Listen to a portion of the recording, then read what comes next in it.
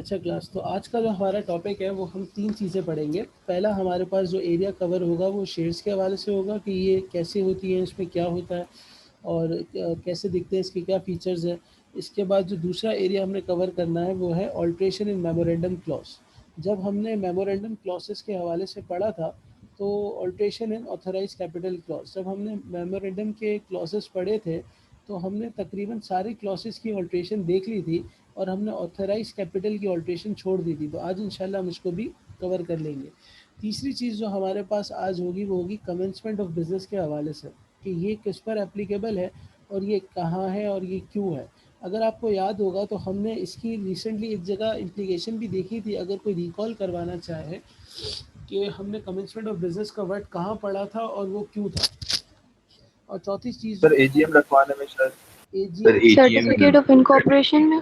नहीं, हमने इसको एजीएम की पढ़ा सर। स्टैट्यूटरी जनरल मीटिंग में। Within 9 months of commencement, within 180 days, yes sir, yes. or within 9 months of incorporation, or within 180 days, whichever is early. whichever is earlier, यहाँ पर हमने ये वाली रिक्वायरमेंट पढ़ी थी। ठीक है, तो आज हम देख लेंगे कि ये पब्लिक कंपनी पर एप्लीकेबल होती है तो ये होती क्यों है और इसका मामला क्या है। और लास्ट चीज़ हमारी होगी प्रोस्पेक्टस के हवाले से कि व्हाट इज़ प्रोस्पेक्टस एंड इसका क्या मकसद है और ये क्यों होता है। ठीक है जी, तो आज का हम पहला एरिया स्टार्ट करने जा रहे हैं शेयर्स के हवाले से। बुक का ये आपका चैप्टर नंबर 14 है और इसको हम देख रहे हैं। देखिए, हमने देखा था कि एक कंपनी होती है जिसमें इन्वेस्टमेंट जब भी आपने करनी होगी तो आप क्या कहते हैं उसके अंदर उसके शेयर्स परचेज करेंगे, यानी उसके शेयर सर्टिफिकेट आप होल्ड करेंगे और ये कंक्लूसिव एविडेंस होगा, यानी ये एक कागज़ का टुकड़ा होगा जो एविडेंस होगा कि आप इस कंपनी के क्या हैं, मालिक हैं। जस्ट लाइक अगर आपसे कोई पूछ ले रोड पे चलते हुए कि आप IOBM के स्टूडेंट हैं, तो आप उसको अपना आइडेंटिटी कार्ड दिखा देंगे तो वो सफिशेंट होगा कि हाँ भाई ये IOBM का स्टूडेंट है। सिमिलरली अगर कोई बंदा अपनी शनाख्त कंपनी से बताना चाहता है कि मैं इस कंपनी का शेयर होल्डर हूँ, तो उसको क्या करना है, उसने सिर्फ अपनी शेयर सर्टिफिकेट दिखा देना है और वो कंक्लूसिव एविडेंस है कि he is the share holder of the company. और जो मेंबर होता है वह उसके अंदर यही होता है कि उसका रजिस्टर ऑफ मेंबर में नाम हो, यानी वो शेयर होल्डर हो। तो यहाँ तक हम साथ ही क्लास। जी। Yes sir. तो शेयर की जो डेफिनेशन दी गई है आपके लॉ के अंदर वो है कि means a share in share capital of a company. Means a share, एक शेयर हो आपका, पोर्शन हो in the share capital of a company. ये हो गई आपकी शेयर्स की डेफिनेशन। अच्छा, कंपनी लॉ के अंदर सिक्योरिटीज़ की टर्म यूज़ की गई है। जब भी कोई अपनी सिक्योरिटीज़ इशू करना चाहता है तो सिक्योरिटीज़ एक ब्रॉड टर्म है, उसकी one of the feature is, one of the example is shares. यानी अगर आपको कहीं लॉ में ये मिल जाए कि ये इस कंपनी की सिक्योरिटीज़ होल्ड करता है, तो उसका मतलब आप ये ले सकते हैं कि इस कंपनी का शेयर होल्डर है, और ये कंपनी के शेयर्स होल्ड करता है उसका मतलब भी शेयर होल्डर है। यानी ये दोनों इंटरचेंजेबली भी यूज़ किए जा सकते हैं। अच्छा, अब ये जो कोर्स का एरिया है वो है सेक्शन 60 से लेकर 62 तक, और इसके अंदर एक छोटी सी बात वहाँ पे 58 में भी बताई गई है और इसको हम मिला जुला के अभी हम कंक्लूसिवली पढ़ेंगे। अच्छा, जो शेयर होता है, जब भी आप किसी कंपनी के अंदर शेयर परचेज करने जाते हैं, लेट से एक शेयर है, तो शेयर्स की कुछ एक होती है फेस वैल्यू, जिसको हम कहते हैं नॉमिनल वैल्यू, जिसको हम कहते हैं नॉमिनल वैल्यू। नॉर्मली जो शेयर की फेस वैल्यू होती है, जो नॉमिनल वैल्यू होती है, आम तौर पे वो 10 रुपये होती है। क्या ये आगे पीछे हो सकती है? हो सकती है। Sir, face value nominal value का कॉन्सेप्ट हमने ऑथराइज कैपिटल के साथ भी डिस्कस किया था। अच्छा, तो अब एक बंदा एक कंपनी का शेयर खरीदने जा रहा है, तो लेट से वो 500 शेयर्स खरीदने जा रहा है उस कंपनी के। अगर वो मार्केट से ले रहा है तो आम तौर पे जो मार्केट वैल्यू होती है वो शेयर वैल्यू से, फेस वैल्यू से ज़्यादा होती है, लेट से वो 15 रुपये। लेकिन अगर हम इसको फ़िलहाल साइड पे रखें मार्केट वैल्यू को, और वो कंपनी से डायरेक्ट ख़रीद रहा है और कंपनी की मार्केट वैल्यू नहीं है, यानी वो कंपनी स्टॉक एक्सचेंज में लिस्टेड नहीं है और डे 1 पे वो कंपनी का शेयर होल्डर बनने जा रहा है, तो उसकी फेस वैल्यू पे ही ख़रीदेगा। तो 10 रुपये का जब वो एक शेयर परचेज़ करेगा तो ये हो गए 5,000 रुपये। तो लॉ ये कहना चाह रहा है कि कोई भी शेयर अनपेड नहीं होगा, यानी फुल्ली पेड शेयर्स ही आप सब्सक्राइब कर सकते हैं। सर, क्या मतलब इस बात का? इस बात का मतलब यह है कि एक शख्स अगर किसी कंपनी के शेयर्स खरीद रहा है तो वो 5,000 रुपये पूरे देगा तभी वो शेयर होल्डर बनेगा। ऐसा नहीं है कि वो कहे 4,200 रुपये आज पकड़ लो और 800 रुपये बाद में दे दूंगा और ये हो गए 5,000। किसी का माइक ऑन है, प्लीज़ बंद कर लो। जी क्लास, किसी का माइक ऑन है, डिस्टर्ब कर रहा है, उसको प्लीज़ बंद करवा दें।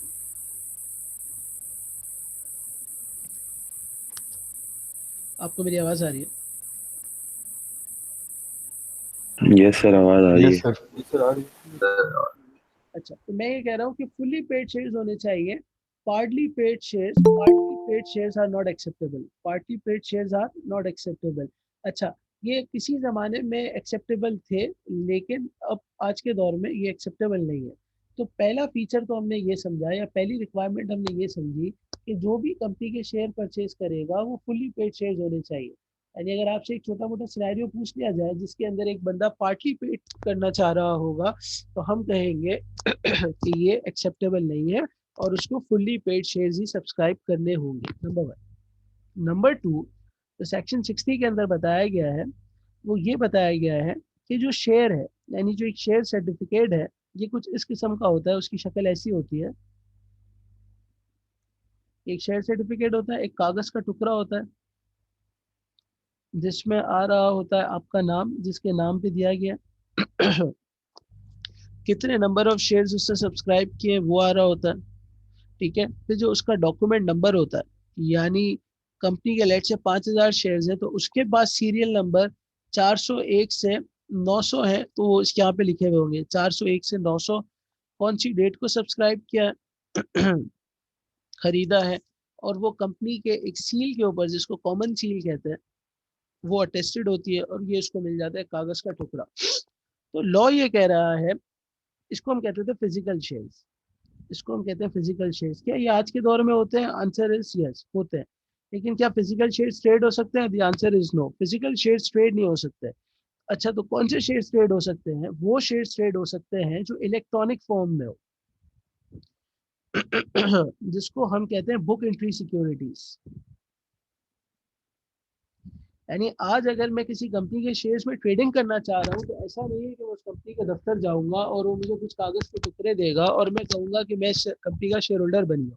बुक एंट्री सिक्योरिटीज यानी बुक के अंदर शेयर होल्डिंग आ रही होती है, जिसको हम कहते हैं सीडीसी फॉर्म। इसको हम क्या कहते हैं? CDC form.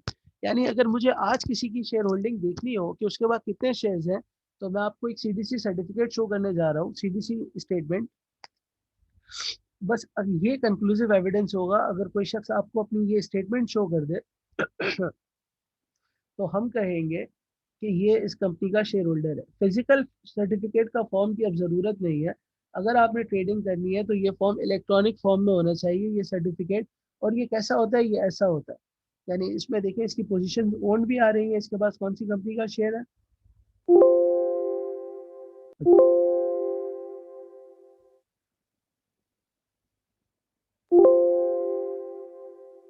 ये मेरा, एक सेकेंड,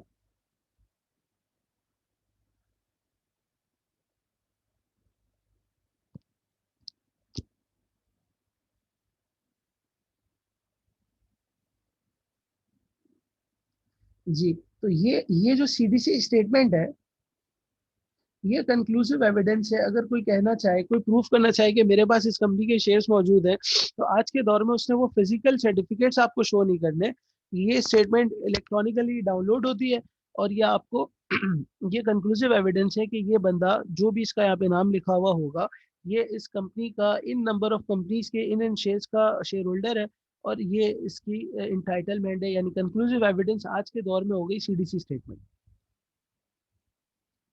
क्या बात समझ आई क्लास? Yes, sir. जबरदस्त। अच्छा, अब ये जो शेयर सर्टिफिकेट होता है ये मैंने जैसे आपसे बताया कि इसके जो फीचर्स हैं, तो इसका पहला फीचर ये है कि वो डिस्टिंक्टिव होता है, डिस्टिंग्विश किया जा सकता है bye it's distinctive number, distinguish bye it's distinctive number. ये जो हम पढ़ने जा रहे हैं, ये फिजिकल फॉर्म वाले के लिए पढ़ने जा रहे हैं। क्या आज भी फिजिकल शेयर्स होते हैं? हाँ, होते हैं। रिसेंटली मैंने आपसे ग्लोबल फुटवेयर या जो आईपीओ था, इनिशियल पब्लिक ऑफरिंग, वो मैंने आपसे शेयर किया था तो अगर उसमें भी कोई फिजिकल शेयर्स लेना चाहे उसको मिल जाएंगी। क्या वो ट्रेड कर सकेगा? नहीं, वो अपने घर पे उसको सजा के रखेगा, जब भी उसको ट्रेडिंग करनी होगी वो जाके अपने इन शेयर्स को इलेक्ट्रॉनिक फॉर्म में कन्वर्ट करवाएगा, फिर ही ट्रेड कर सकता है, यानी बेच सकता है, खरीद सकता है मजीद। लेकिन अगर उसके पास ये फिजिकल शेयर्स होंगे तो इस तरीके के डिस्टिंक्टिव नंबर उसके ऊपर लिखे हुए होंगे कि इस नंबर से लेके इस नंबर तक इसका ये मामला है। अच्छा, अगर उसके पास सीडीसी है, यानी उसके पास बुक एंट्री सिक्योरिटीज है, बुक एंट्री सिक्योरिटीज, तो वो होंगे in the records of CDC as holder of beneficial interest. ये पिछली क्लास में हमने देखा था कि सीडीसी होल्ड करता है हमारे शेयर्स अपने नाम पर, और फिर लेकिन इसका ये नाम पे होल्ड करना, उसके नाम पे होल्ड करने का मतलब ये नहीं है वो इसका मेंबर है। ये हमने एक्सेप्शन में पढ़ा था, investment by company in its own name. तो कंपनी के लिए भी यही है और वैसे हर आदमी के लिए भी यही है। अच्छा, इसके बाद सेक्शन 61 में हमें ये बताया गया है कि जो शेयर्स हैं ये मूवेबल प्रॉपर्टी है, ट्रांसफरेबल प्रॉपर्टी है। क्या मतलब? मूवेबल ट्रांसफरेबल प्रॉपर्टी, यानी कि आप, जिस लाइक हमने देखा हो, अक्सर आपने चेक देखा हो, लोग उसको इंडोर्स कर रहे होते हैं, दूसरों के नाम पे पीछे लिख देते हैं। इसी तरीके से इस शेयर सर्टिफिकेट के पीछे भी कुछ खाने डब्बे बने हुए होते थे, और जिसमें आप ट्रांसफरी का नाम लिख रहे होते थे कि इसने इसको ट्रांसफर कर दिया, इसने इसको ट्रांसफर कर दिया, इसने इसको ट्रांसफर कर दिया। मालूम हुआ इस शेयर को आप ट्रांसफर कर सकते हैं, मूव करवा सकते हैं, इसकी पोजीशन, इसकी ओनरशिप, इसका टाइटल किसी और के नाम पे भी जा सकता है। अच्छा, ये कैसे वर्कआउट होगा? As provided in the articles, जैसे आर्टिकल्स में इसका मैकेनिज्म लिखा हुआ है, ये ऐसे चलेगा। अच्छा, इसके बाद जो सबसे इंपॉर्टेंट है वो क्या है, मतलब इस सेक्शन 62 के अंदर जो कंक्लूसिव बात है जो हमारी डिस्कशन में आ चुकी है, एक सर्टिफिकेट होगा, अगर फिजिकल फॉर्म में है या बुक एंट्री फॉर्म में। फिजिकल फॉर्म में हमने देख लिया, ऊपर जो सर्टिफिकेट बना है वैसा होगा, बुक एंट्री फॉर्म में होगा तो सीडीसी स्टेटमेंट होगा।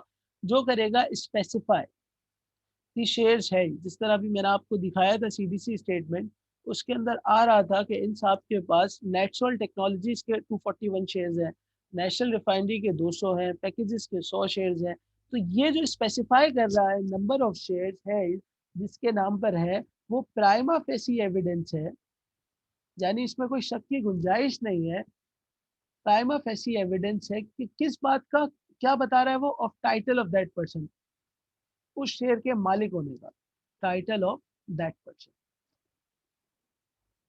तो अब तक हमने शेयर्स के अंदर क्लास ये पढ़ा कि शेयर सर्टिफिकेट की ये करेक्टरिस्टिक्स हैं कि वो डिस्टिंग्विश हो सकते हैं, डिस्टिंग्विश होते हैं, बुक एंट्री सिक्योरिटीज में सीडीसी फॉर्म में होते हैं, ट्रांसफरेबल होते हैं, एक शख्स एक दूसरे को बेच सकता है, ट्रांसफर कर सकता है। और certificate physical book entry form में अगर होगी, फिजिकल फॉर्म में होगी तो शेयर सर्टिफिकेट कंक्लूसिव एविडेंस होगा, और बुक एंट्री फॉर्म में होगा तो सीडीसी स्टेटमेंट कंक्लूसिव एविडेंस होगा। ये कंक्लूसिव एविडेंस किस चीज का होगा? प्राइमा फेसी एविडेंस होगा उसके टाइटल का, यानी उसके मालिक होने का।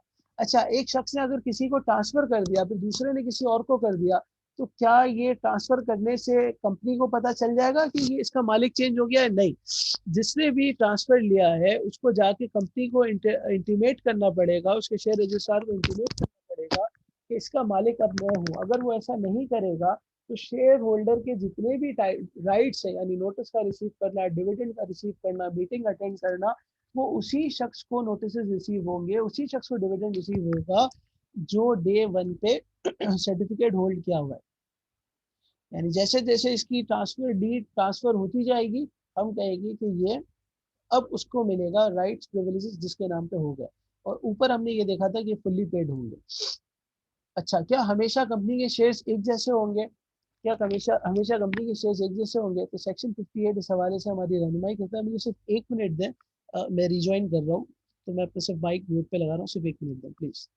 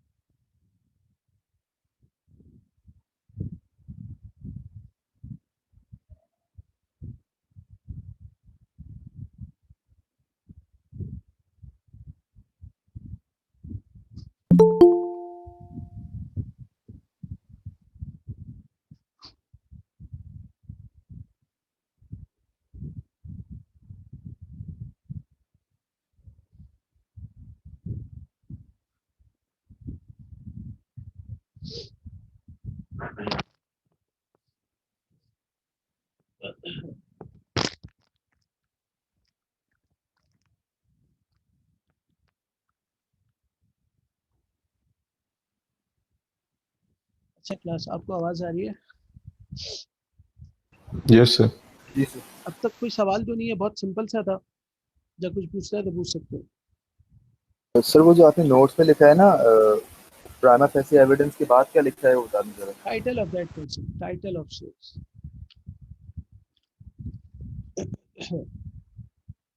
अच्छा, तो अब हम देखने जाएंगे क्या कंपनी के पास हमेशा एक जैसा शेयर होता है? Answer is no. वैरायटी भी हो सकती है, बहुत कम आपको मिलेगी, लेकिन ये वैरायटी भी आपको मिल सकती है। सर आपकी स्क्रीन जी, क्या कह रही हूँ? स्क्रीन गायब हो गई है? नहीं सर, वो उस वक्त।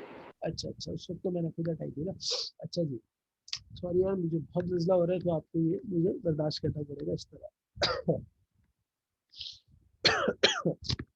अच्छा जी। अच्छा, एक कंपनी के पास मुख्तलिफ क्लासेस और काइंड्स के भी शेयर हो सकते हैं, शेयर कैपिटल हो सकते हैं। इसका क्या मतलब है? इसका मतलब यह है एक कंपनी, पहले तो ये कि हमने देख लिया कि फुली पेड शेयर्स इशू करेगी, सेक्शन 58 का हवाला ऊपर भी मैंने दिया था। अच्छा, दूसरा ये कि इसके पास डिफरेंट राइट्स और privileges,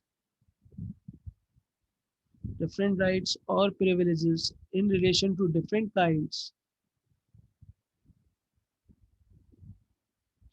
in relation to different kinds and classes of kinds and classes of shares may only be conferred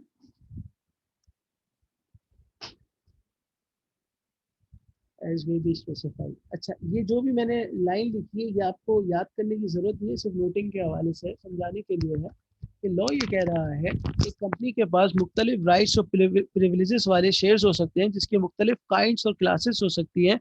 वो कैसी होंगी? As may be specified. As may be specified आपको कहीं पे भी लॉ में लिखा हुआ दिखे, इसका मतलब यह है कि ये कहीं ना कहीं अलग से लॉ ने हमें बताने की कोशिश की होगी, कोई रेगुलेशन होगी, कोई रूल्स होंगे जो हमारे कोर्स में नहीं है, तो हम इसको पढ़ेंगे भी नहीं। लेकिन फॉर अ फेयर आइडिया, जितना किताब ने हमें कवर करवाने की कोशिश की है वो हम जरूर देख लेंगे। अच्छा, काइंड्स क्या होती है? काइंड्स ऑफ शेयर कैपिटल, एक होता है ऑर्डिनरी क्लास, ऑर्डिनरी, और एक होती है प्रेफरेंस शेयर्स। या आप जब आगे चल के इसकी अकाउंटिंग में भी, जब आपका इंशाल्लाह आप बड़े अकाउंटिंग के रिपोर्टिंग के पेपर्स पढ़ेंगे, तो वहाँ पर भी आपको इसकी इम्प्लीकेशंस अलग से मिलेंगी कि प्रेफरेंस शेयर्स को अलग से उसकी अकाउंटिंग होती है एट टाइम्स, और ऑर्डिनरी शेयर्स की अलग से होती है। तो ऑर्डिनरी शेयर्स और प्रेफरेंस शेयर्स होते क्या है, आज हम सिर्फ ये देखने जा रहे हैं, फिर इसकी अकाउंटिंग इंशाल्लाह आप अपने रेलिवेंट वक्तों पे देखिएगा। अच्छा जी, अगर हम इसका डिफरेंस यहाँ पे नोट करना चाहें कि what is ordinary and what is preference shares, तो ऑर्डिनरी शेयर होल्डर जो होता है उसके पास वोटिंग राइट होता है। यानी आज तक हमने जितने भी शेयर होल्डर के बारे में बात की है अपने लेक्चर्स के दरमियान, वो सब ऑर्डिनरी शेयर होल्डर थे। आज तक हमने जितने भी शेयर होल्डर के बारे में बात की है क्लास, वो सब ऑर्डिनरी शेयर होल्डर थे। तो क्या अगर ऑर्डिनरी और प्रेफरेंस दो अलग अलग होते हैं तो क्या लिखे हुए होते हैं? हाँ, अगर किसी कंपनी के फाइनेंशियल अभी मेरे जहन में नहीं आ रहे, अगर आएंगे तो मैं आपसे शेयर भी कर लूंगा कि अगर उसके पास दो किस्म के शेयर होल्डर्स होते हैं, ऑर्डिनरी और प्रेफरेंस, तो दोनों अलग अलग मेंशन होते हैं। आपको देख के पता लग जाता है कि ये ऑर्डिनरी वाले हैं और इतने number of share holders preference share holders वाले। अच्छा, क्या प्रेफरेंस शेयर होल्डर्स के पास वोटिंग राइट होता है? The answer is usually not. आमतौर पे इनके पास वोटिंग राइट नहीं होता। अब सवाल ये हो सकता है कि फिर ये ऐसा कैसा शेयर होल्डर है जिसके पास वोटिंग राइट नहीं है, जो मीटिंग में आएगा और उसको वोटिंग राइट नहीं मिलेगा? तो हाँ, ये कुछ इस किस्म का शेयर होल्डर है। यानी ये मोर ऑफ, अब इसको कह सकते हैं, ये है तो शेयर होल्डर, लेकिन जो इसकी नेचर है वो नजदीक तरीन है एक लेंडर जैसी, एक कर्ज देने वाले जैसी। वो अभी आगे चल के आपको खुद अंदाजा हो जाएगा कि ऑर्डिनरी शेयर होल्डर और प्रेफरेंस शेयर होल्डर के अंदर तो बेसिक जो भी हम सब डिफरेंसेस पढ़ लेंगे तो आपको खुद आइडिया होना फील होगा कि ऑर्डिनरी शेयर होल्डर एक इन्वेस्टर होता है, प्रेफरेंस शेयर होल्डर एक इन्वेस्टर तो होता है, मगर उसका मिजाज या उसकी nature more of like a lender, कर्ज देने वाले जैसी होती है as compare to ordinary share holder. अच्छा, यूजुअली नॉट उसके पास वोटिंग राइट नहीं होता, लेकिन कभी कभी किसी पर्टिकुलर चीज़ों के लिए उसको राइट दिया जा सकता है। यानी उसको हम ऐसे कह सकते हैं कि only for certain acts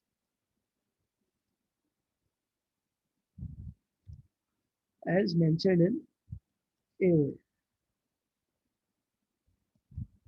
articles of association में जैसा लिखा हुआ होगा उसके अकॉर्डिंगली उसको मिलेगा। अच्छा, डिविडेंड का क्या मामला है? ऑर्डिनरी शेयर होल्डर्स को डिविडेंड मिलता भी है और नहीं भी मिलता। ये हमने डिविडेंड के अंदर पढ़ा था कि बोर्ड सजेस्ट करता है, बोर्ड रिकमेंड करता है, फिर जाके वो अप्रूव होता है, फिर मिलता है। और उसके अंदर भी हमने देखा था कि आमतौर पे रेजिडुअल प्रॉफिट जो होगा वो इसको मिलेगा, जो बचा कुचा प्रॉफिट होगा, यानी डिविडेंड जो ऑर्डिनरी शेयर होल्डर को मिलता है वो सबसे आखिर में आके मिलता है। यानी पहले सबको आप पैसे देके फारिग करते हैं। एक कंपनी जितना भी प्रॉफिट कमाती है, अगर एक कंपनी की इनकम स्टेटमेंट हम देखें तो sales, cost of goods sold, expenses ये वो कर करा के जो प्रॉफिट आफ्टर टैक्स बचता है वो एलिजिबल होता है, वो जाता है डिविडेंड की डिस्ट्रीब्यूशन के लिए। लेकिन इस प्रॉफिट आफ्टर टैक्स तक पहुंचने के लिए अगर आपके पास प्रेफरेंस शेयर होल्डर होगा तो पहले आप उसको डिविडेंड दे चुके होंगे। यानी मालूम हुआ कि प्रेफरेंस शेयर होल्डर्स को आपने डिविडेंड देना ही देना है, उसका फर्स्ट राइट है डिविडेंड पे। वो कैसा फर्स्ट राइट है? इसके साथ आपका एक अग्रीड टर्म होता है कि तुम्हें X percentage of dividend, let से 10% डिविडेंड हम आपको हर साल देंगे। तो अब अगर कंपनी प्रॉफिट्स में है, क्योंकि ये शर्त थी कि डिविडेंड तभी बांटा जाएगा जब कंपनी प्रॉफिट में होगी, ये हमने डिविडेंड में देखा था। तो अगर कंपनी प्रॉफिट में है तो इसको आपने 10% डिविडेंड देना ही देना है। इधर अगर जो बचा कुछ बच गया तो देना है, या कंपनी ये समझती है देना है तो देना है, बोर्ड ये समझता है नहीं देना तो नहीं देना, री इन्वेस्ट करना है, मगर इसके केस में आपने इसको डिविडेंड लाजमी देना है। यानी इसकी nature more of like a lender है कि इसको आपने इसका प्रॉफिट दे देना। अच्छा, तीसरा फर्क, अगर एक कंपनी वाइंडिंग अप के दौर से गुजर रही है, यानी कंपनी बंद होने वाली है, तो इसको जो भी बच जाएगा एंड में सब मिलेगा, ऑल सरप्लस। लेकिन इसको अगेन आप जो इसका अग्रीड एंटाइटलमेंट है वो दे के फारिग करेंगे। यानी पहले आप इसको दे देंगे और जो बच कुछ आ जाएगा दूसरे क्रेडिटर्स को देना है, जिन जिन के इस पर कर्जे है, गवर्नमेंट को कुछ देना है, वो सब दिलाने के बाद जो बच जाएगा वो सब इनमें डिस्ट्रीब्यूट हो जाएगा ऑर्डिनरी शेयर होल्डर्स में। लेकिन अगेन इसको आपने इसका अग्रीड एंटाइटलमेंट लाजमी देना। अच्छा, ये जो हमने देखी थी ये थी काइंड्स। अब मैंने आपसे कहा कि मुख्तलिफ क्लासेस में भी इसको बांटा जा सकता है और काइंड्स में भी बांटा जा सकता है। अगर क्लासेस हम इसको जमा करने की कोशिश करें, यानी डिफरेंट क्लासेस क्या हो सकती है, तो इस चार्ट के अंदर मैं कोशिश कर रहा हूँ कि पहले आपको बता दूं क्या क्या क्लासेस हो सकती हैं और फिर हम इसको समझते हैं कि वो क्या होंगी। आमतौर पे ऑर्डिनरी शेयर होल्डर्स का ऐसा होता है कि क्लास ए शेयर होल्डर्स है और ये क्लास बी शेयर होल्डर्स है। और ये फर्क बेसिस, इस फर्क की बुनियाद क्या होती है? वोटिंग राइट्स होते हैं कि लेट से क्लास ए वालों के पास वोटिंग राइट ज़्यादा होगा, क्लास बी वालों के पास कम होगा। क्लास ए वालों को डिविडेंड ज़्यादा मिलेगा, क्लास बी वालों को डिविडेंड कम मिलेगा। क्लास ए वालों को बोनस मिलेगा, बोनस शेयर्स मिलेंगे, क्लास बी वालों को राइट शेयर्स मिलेंगे। ये मुख्तलिफ क्लासेस कंपनी बना सकती है और ये इसके अलग से रूल्स हैं, variation in share holders rights के, जो आपके कोर्स में नहीं है। प्रेफरेंस के शेयर में मजीद कैसी क्लासेस हो सकती है? तो एक होता है कम्युलेटिव प्रेफरेंस शेयर्स और एक होता है नॉन कम्युलेटिव प्रेफरेंस शेयर्स। ये सब नॉलेज पर्पस के लिए, एग्जाम पर्पस के लिए मैक्सिमम इसके डिफरेंस आपके लिए रेलिवेंट होंगे, लेकिन चूंकि हमारा कोर्स का एरिया है तो हमें एटलीस्ट इसका इतना बैकग्राउंड पता होना चाहिए, और ये आपकी बुक में भी उसको इतना ही कवर किया गया। या इसमें रिडीमेबल का ऑप्शन भी होता है या कन्वर्जन का ऑप्शन भी होता है। पहले हम समझ लेते हैं कन्वर्जन और रिडीमेबल क्या होता है। जब प्रेफरेंस शेयर होल्डर्स को कंपनी शेयर्स इशू करती है, प्रेफरेंस शेयर्स इशू करती है, तो कभी कभी इस टर्म्स एंड कंडीशंस के साथ करती है कि 3 साल के बाद हम इसको कन्वर्ट कर देंगे ऑर्डिनरी शेयर होल्डर वाली स्कीम में। ऑर्डिनरी शेयर होल्डर वाली स्कीम में कन्वर्ट करने से क्लास को मुझे बता सकता है फायदा क्या होगा? और कंपनी जब उसको डे 1 पे इस तरह कह रही है कि अग्रीड टर्म्स के साथ, तो वो क्यों कर रही होगी? शेयर ताकि डिविडेंड मस्त ना हो जाए उनको देने के लिए। जबरदस्त। पहली असल वजह तो ये है कि हो सकता है आज कंपनी के वो फाइनेंसिंग की जरूरत हो और कोई ऑर्डिनरी शेयर होल्डर उसमें इंटरेस्टेड ही ना हो।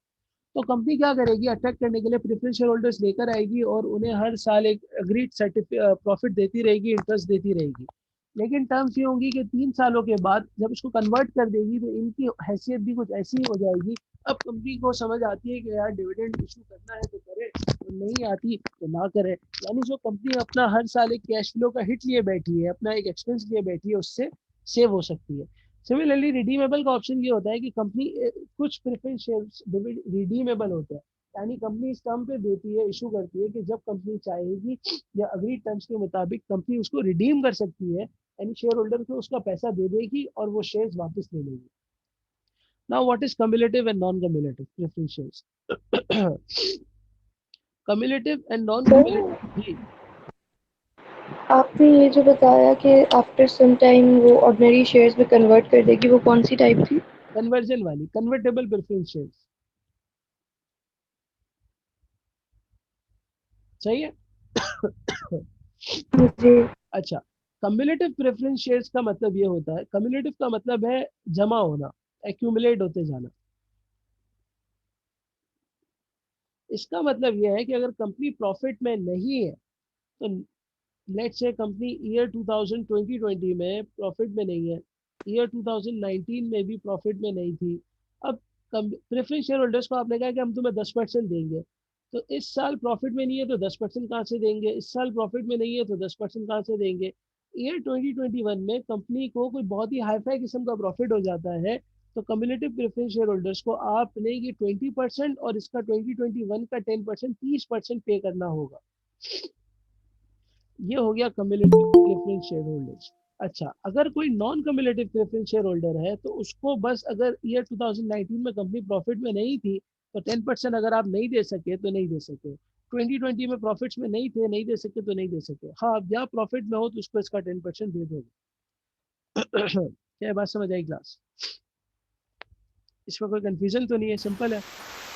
ये सर समझ में सर आ एक गया बार तो। रिपीट कर दें।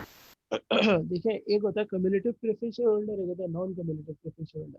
कम्युलेटिव प्रेफरेंस शेयर होल्डर वो होता है जिसको कंपनी प्रॉफिट, पहले तो ये एस्टेब्लिश हो गया कि डिविडेंड तभी देगी जब प्रॉफिट में होगी, तो कम्युलेटिव प्रेफरेंस शेयर होल्डर्स को कंपनी डिविडेंड नहीं देगी उस साल जिस साल कंपनी का लॉस हुआ हो, लेकिन कंपनी उसके बैलेंस को जमा करती जाएगी। और जिस साल कंपनी की पोजीशन प्रॉफिट्स में होगी तो पिछले सालों का भी डिविडेंड देगी। नॉन कम्युलेटिव वाली को अगर उस साल प्रॉफिट में नहीं है तो बस डिविडेंड नहीं मिलेगा और इसका कम्युलेट नहीं होगा, यानी अगले सालों के लिए उसको नहीं मिलेगा। क्या बात समझ आई? Yes sir. जी सर। जबरदस्त। यही सारा मामला सर डिफरेंट क्लासेस के सर, अंदर। जो आपने वाइंडिंग अप वाली जो आपने बात बताई थी, जिसमें पहले प्रेफरेंस को पैसे मिलेंगे और फिर जो बचेंगे ऑर्डिनरी को मिलेंगे, अगर लॉस में जा रही है कंपनी तो प्रेफरेंस को देना जरूरी है पैसे? देखो, वाइंडिंग अपने जो कंपनी की जिससे बचा कुछ होगा वही डिस्ट्रीब्यूट होगा ना, तो अगर कंपनी के पास कुछ है ही नहीं, तब वाइंडिंग अप के केस में प्रॉफिट और लॉस नहीं देखा जाता, कंपनी की नेट एसेट्स की वैल्यू डिटरमाइन की जाती है। ठीक है सर, ठीक हो ठीक गया। है। अच्छा सर, एक सवाल है मेरा। हाँ सर वाइंडिंग अप में जो आपने प्रेफरेंस शेयर होल्डर्स का बताया, अग्रीड एंटाइटल्ड, हाँ, के मतलब उनका पहले से कोई उनका नेट मुआयदा होता है एसेट कि में इतना जितना भी आपको हिस्सा मिलेगा? होगा वो, हाँ, उनका जितना नेट एसेट में हिस्सा उतना मिलेगा। मतलब पहले से टर्म डिसाइड होती है? प्रेफरेंस शेयर होल्डर्स की हर चीज पहले से अग्रीड होती है। Okay sir. ठीक हो गया। अच्छा, इसके बाद अगर ये वेरिएशन आपने वर्कआउट करवानी है, ये वेरिएशन वर्कआउट करवानी है, तो सेक्शन 38 में लिखा हुआ है कि इसके लिए आपने स्पेशल रेजोल्यूशन पास करवानी है और मेड बाय वेरिएशन, यानी आपने अपने आर्टिकल्स को सबसे पहले अमेंड करना है। आर्टिकल्स को अमेंड करने से आप स्पेशल रेजोल्यूशन के थ्रू आर्टिकल्स को अपने अमेंड कर दीजिए कि हम वेरिएशन करना चाह रहे हैं शेयर होल्डर्स के राइट्स पर, हम प्रिविलेज देना चाह रहे हैं मुख्तलिफ शेयर होल्डर्स के राइट्स में, या हम प्रेफरेंस शेयर इशू करना चाह रहे हैं। ये सब आपने पहले आर्टिकल से थ्रू स्पेशल रेजोल्यूशन पास करा लेना। दूसरा, जिनके राइट्स अफेक्ट हो रहे हैं जिनके राइट्स अफेक्ट हो रहे हैं आइदर पॉजिटिव सूरत में आइदर नेगेटिव सूरत में, उस पर्टिकुलर क्लास के मेंबर्स का भी 3/4 आपके पास अप्रूवल होना चाहिए उस रेजोल्यूशन को पास करने के लिए। यानी पहले स्पेशल रेजोल्यूशन आर्टिकल्स में आपने अमेंड करवा दिया कि हम ये करने जा रहे हैं, वो तमाम मेंबर्स के साथ वर्कआउट होगा। अब जिस पर्टिकुलर लेट से क्लास ए के लिए आप ये कह रहे हैं कि इनको डिविडेंड नहीं मिलेगा, तो क्लास ए के शेयर होल्डर्स का 3/4 अप्रूवल होना चाहिए कि हमें नहीं चाहिए। अच्छा, अगर ये रेजोल्यूशन जैसे तैसे करके पास हो गई, अब कोई मेंबर है जिसको ये फील हो रहा है कि मेरे साथ ज्यादती हुई है, तो इसके पास भी कोर्ट जाने का रास्ता मौजूद है। जैसे हमने मीटिंग प्रोसीडिंग्स और डायरेक्टर्स के अंदर देखा था कि अब यहाँ पर अगर किसी के पास एटलीस्ट 10% शेयर होल्डिंग है, तो वो रेजोल्यूशन के 30 दिनों के अंदर कोर्ट के पास जा सकता है और कह सकता है कि भाई ये रेजोल्यूशन सही नहीं है। अच्छा, कोर्ट उसको कैंसिल कर देगी, फाइनल कर सकती है। कब? दो बातें चेक करेगी कोर्ट कि ये जो रेजोल्यूशन पास हुई है ये प्रीजुडिशियल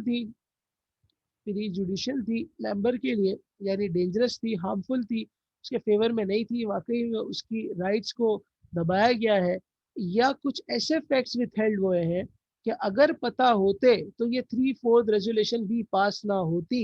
ये और के साथ है, कोर्ट को कोई भी एक बात समझ आ गई तो कोर्ट इस रेजोल्यूशन को डिक्लेयर कर देगी कि ये नल एंड वॉइड है और इसकी कोई लीगल हैसियत नहीं है, और कोर्ट का जो डिसीजन होगा वो फाइनल होगा। ठीक है क्लास? तो प्री जुडिशियल रिपीट कर। Harmless, harmful. ठीक है, क्या तक बात समझ आई? से रिपीट कर देंगे। भाई अगर किसी को, किसी शेयर होल्डर को ऐसा लग रहा है कि यार उसके साथ ये तो ज्यादती हो गई है, ये क्या गड़बड़ हो गई, अब वो क्या करेगा? कोर्ट के पास जाएगा। कोर्ट को लगेगा कि हाँ वाकई में ज्यादती हुई है, और कोर्ट दो बातों के ऊपर टेस्ट करेगा कि या तो वो प्रीजुडिशियल था, हार्मफुल था मेंबर के लिए, या कोई ऐसे फैक्ट्स विथहेल्ड किए गए हैं कि अगर पता होते तो ये रेजोल्यूशन पास ना होती। तो फिर कोर्ट उस रेजोल्यूशन को डिक्लेयर कर देगा कि वो नल एंड वॉइड है और कोर्ट का डिसीजन फाइनल होगा। ठीक है क्लास? अच्छा, इसके बाद जो हम पढ़ने जा रहे हैं वो है alteration in authorise capital. Sir 2 minute दें लास्ट सेक्शन लिखने। जी जी लिखो।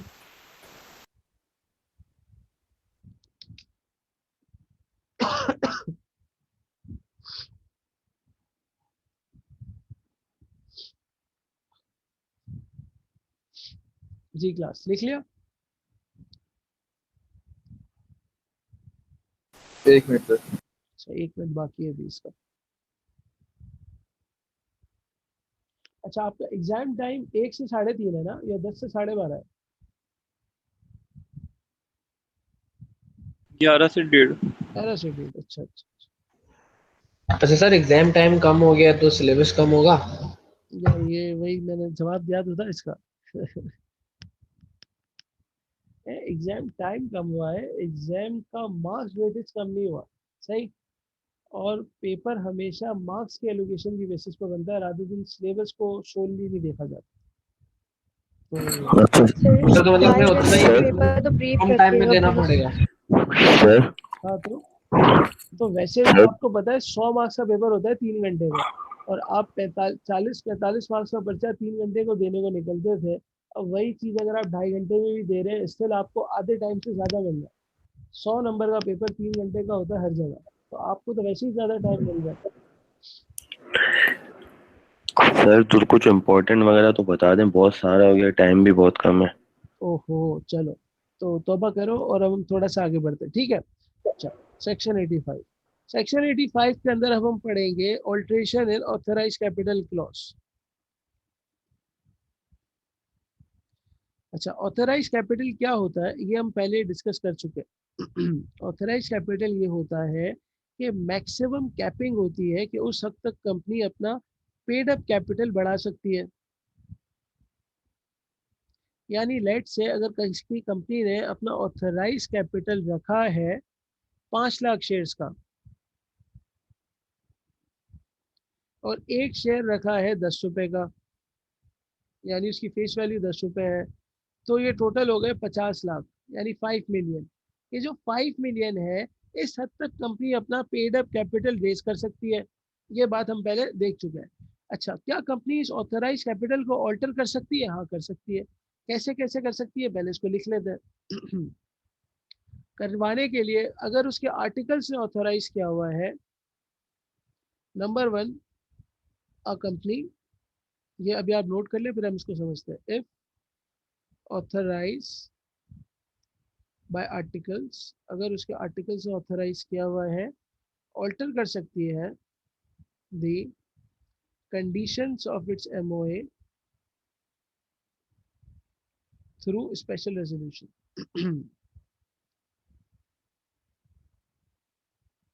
यानी अगर मैं आपसे पूछूं कि एक कंपनी है, उसने अपना ऑथराइज कैपिटल ऑल्टर करना है, तो उसको क्या करना होगा? पहला स्टेप क्लास, उसको स्पेशल रेजोल्यूशन पास करनी होगी एमओए ऑल्टर करने के लिए। जी क्लास? Yes sir. नहीं, पहले उसको देखना होगा क्या उसके आर्टिकल्स में इसकी इजाजत है। अगर आर्टिकल्स में इजाजत नहीं है तो पहले आर्टिकल्स को अमेंड करेगा, इसके बाद ऑथराइज कैपिटल एमओए के ऑल्टर के लिए पास करेगा। क्या बात समझ आई? यानी सवाल में अगर ऐसा लिखा हुआ हो कि एक कंपनी है जिसके आर्टिकल्स में ऑथराइजेशन नहीं है और वो अपना एमओए और वो अपना ऑथराइज कैपिटल ऑल्टर करना चाहती है, तो आपका आंसर यूँ ड्राफ्ट होगा कि पहले उसको अपना आर्टिकल्स ऑल्टर करवाना होगा और उसके बाद उसको अपना एमओए ऑल्टर करवाना होगा। क्या बात समझ आई? Yes sir. चलो समझ गए। कैसे कर सकती है? इंक्रीज कर सकती है, इंक्रीज द ऑथराइज कैपिटल, बढ़ा सकती है। कंसोलिडेट कर सकती है, डिवाइड कर सकती है।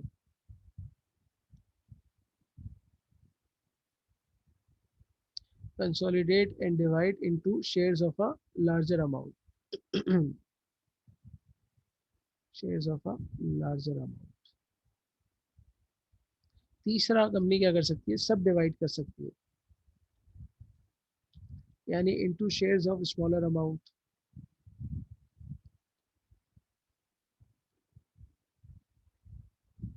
और चौथा कंपनी क्या कर सकती है? कैंसिल कर सकती है, रिड्यूस कर सकती है, लेकिन उन शेयर्स को करेगी जो अब तक सब्सक्राइब नहीं हुए। उसको हम समझ लेते हैं अभी चारों को।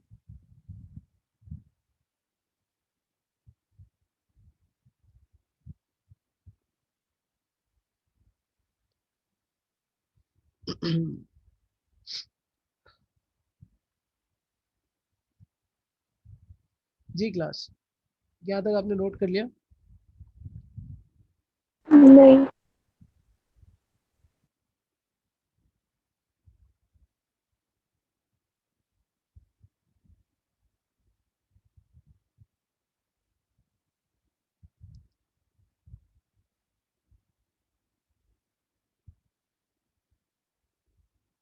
अच्छा जी। यहाँ तक आपने नोट कर लिया क्लास?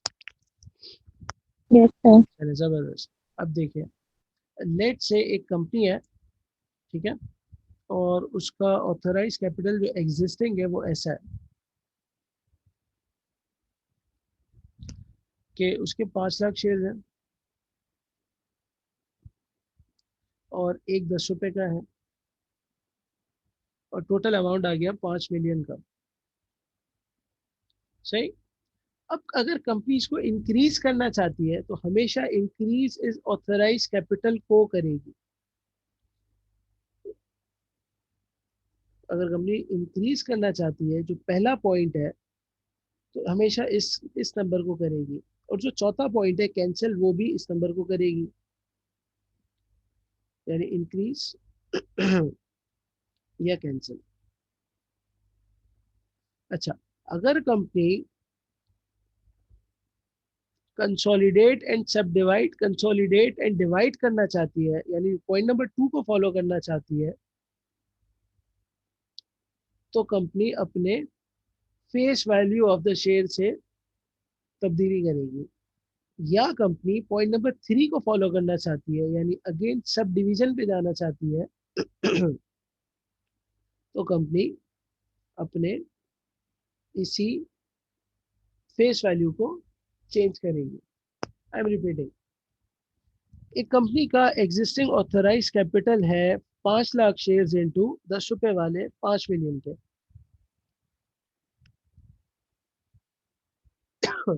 अब ये कंपनी कह रही है कि यार लेट से इस कंपनी ने 5 मिलियन में से 4 मिलियन शेयर्स सब्सक्राइब करवा दिए, सही है, और कंपनी चाह रही है कि यार कोई 3 मिलियन मजीद शेयर सब्सक्राइब करवाने, हमें पैसों की जरूरत है। तो कंपनी करवा ही नहीं सकती, उसके पास लिमिट ही 1 मिलियन की रह गई है। अब कंपनी को क्या करना पड़ेगा, अपना ऑथराइज कैपिटल पहले बढ़ाना पड़ेगा। तो कंपनी क्या करेगी, इस पॉइंट पे काम करेगी, इंक्रीज करा देगी। सिंपल, क्या है, बात समझ आई क्लास? सिंपल है। जी क्लास, जी। सही है। अच्छा, एक कंपनी है वो कह रही मैं है, वापस से बता दूं। जी वापस से बता, आप लोग भूला करें ना, मुझे पूछना पड़ता है। मैं ये बता रहा हूँ कि एक कंपनी है, उसके पास 5 मिलियन का ऑथराइज कैपिटल मौजूद है, सही है। अब कंपनी ने ऑलरेडी 4 मिलियन शेयर सब्सक्राइब करवा दिए, 1 मिलियन की जगह बाकी है। हमने देखा था ना, ऑथराइज कैपिटल वो कैपिंग होती है कि उस हद तक आप शेयर्स इशू कर सकते हैं, यानी पैसा ले सकते हैं। अब कंपनी कह रही है कि हमें 3 मिलियन की मजीद जरूरत है। तो कंपनी के पास तो कंपनी कैसे शेयर्स इशू करेगी, तो कंपनी को पहले अपने ऑथराइज कैपिटल को 5 से 7 मिलियन पे लेके जाना पड़ेगा।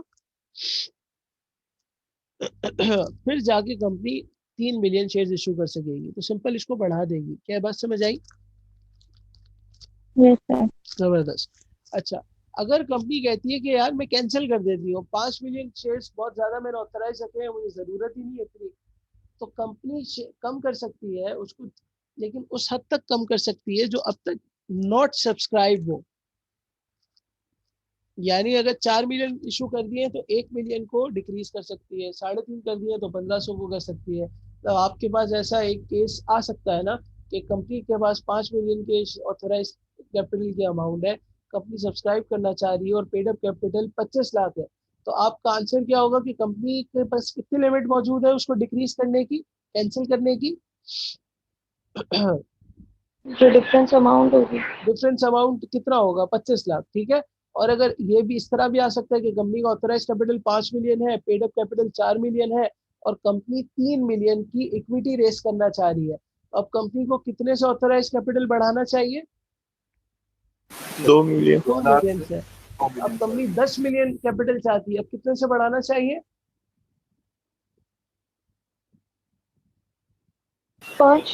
9 मिलियन से ना, 9 मिलियन से। देखो 4 तो वो हुए, 10 से बढ़ानी है तो 4 + 10 14, तो 5 तो ऑलरेडी है, तो 9 से बढ़ाएगी ना। क्या बात समझ आई? Yes sir. चले, यस सर। जबरदस्त। इसके लिए मतलब आपको रेडी रहना चाहिए, इस पे नंबर्स वाला क्वेश्चन आ सकता है। अच्छा, एक कंपनी है वो कहती है कि नहीं, मैंने कंसोलिडेट करना और डिवाइड करना है। कंसोलिडेट और डिवीजन का मतलब ये है कि मैंने अपनी जो फेस वैल्यू है उससे मामला चेंज करना है। मैं चाहती हूँ कि मेरी फेस वैल्यू 20 रुपये हो जाए, फेस वैल्यू बढ़ाने को हम कंसोलिडेट एंड डिवाइड कहते हैं। तो अगर कंपनी चाहती है कि मेरी फेस वैल्यू 20 हो जाए, तो कंपनी क्या करेगी? कुछ नहीं करेगी, इस 5 मिलियन को 20 से डिवाइड कर देगी। तो अब यहाँ फर्क किस पे पड़ेगा? नंबर ऑफ शेयर्स पे, और ये रह जाएंगे 25 लाख। क्या बात समझ आई? कंपनी चाहती है कि अपने शेयर होल्डर्स कम कर दूं, नंबर ऑफ शेयर होल्डर्स कम कर दूं, तो कंपनी अपने फेस वैल्यू को बढ़ा देगी। तो अकॉर्डिंगली कंपनी का जो बैलेंसिंग फिगर होगा, नंबर ऑफ शेयर्स, वो रिड्यूस हो जाएगा। क्या बात समझ आई क्लास? तो जो प्रीवियस शेयर होल्डर्स हैं उनके भी फेस वैल्यू बढ़ जाएगी या सिर्फ अनसब्सक्राइब? अनसब्सक्राइब नहीं होगा ना, जिसके पास 2 थे उसके बाद 1 रह जाएंगे, उसके बाद 500 थे 250 रह जाएंगे। सही है? क्या बात समझ आई? तो ये चलो, अच्छा, अगर कंपनी चाहती है कि नहीं यार मैं इसको कम करना चाह रही हूँ, फेस वैल्यू को 10 की जगह 5 करना चाह रही हूँ, कंपनी कर सकती है। अब 5 मिलियन को आप 5 से डिवाइड करेंगे तो आंसर आएगा 1 मिलियन।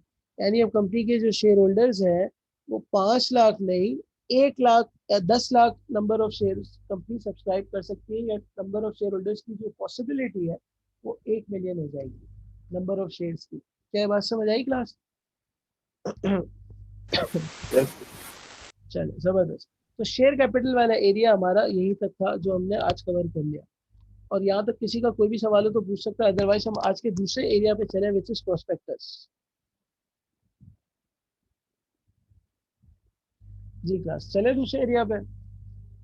बस थोड़ा ऊपर करते हैं पेज किसी क्या करें? थोड़ा ऊपर करते हैं पेज तो अच्छा ये नहीं। और मजीद ऊपर करना है दोस्त? नहीं तो नहीं।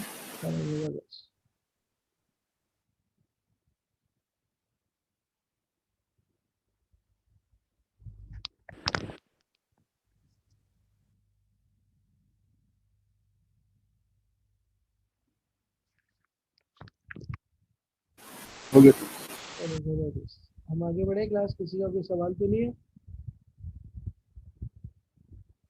No sir. चलो बेहतरीन। और आप लोगों के रोजे कैसे गुजर रहे फायदे में? अल्हम्दुलिल्लाह। अच्छे जा रहे, जबरदस्त, वेरी गुड। अच्छा जी। अच्छा, अब हम आ रहे हैं प्रोस्पेक्टस पे। देखिए, प्रोस्पेक्टस एक डॉक्यूमेंट का नाम है, और ये क्यों होता है, एक मिनट दें मुझे।